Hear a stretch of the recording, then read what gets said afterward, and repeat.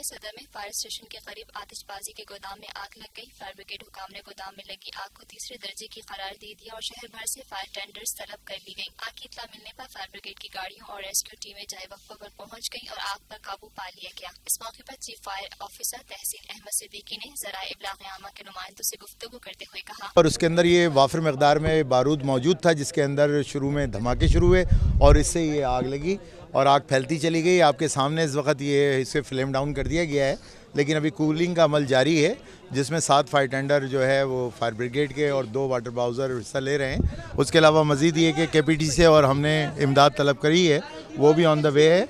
और ये फैमिलियों को कोशिश कर रहे हैं कि जो अड़ोस पड़ोस के फैमिली हैं इनको यहाँ से शिफ्ट करा दें। ये आप देख सकते हैं आपके सामने कैमरे के, ये यहाँ पर वाफिर मकदार में ये बम बनाए जाते थे और बारूद पटाखे बनाए जाते थे इस बारूद से, और उसके अंदर आग लगी और धमाके शुरू हो गए और आनन फानन की आग जो है चारों तरफ फैल गई। क्योंकि आज हवा भी आप देख रहे हैं कि बहुत तेज़ चल रही है, इससे ये टेम्परेचर ज़्यादा है, जिसकी वजह से ये अड़ोस पड़ोस के जो मकानात हैं सब आग की लपेट में आ गए, जिन्हें हमने फ्लेम डाउन कर दिया है और कूलिंग का प्रोसेस जारी है।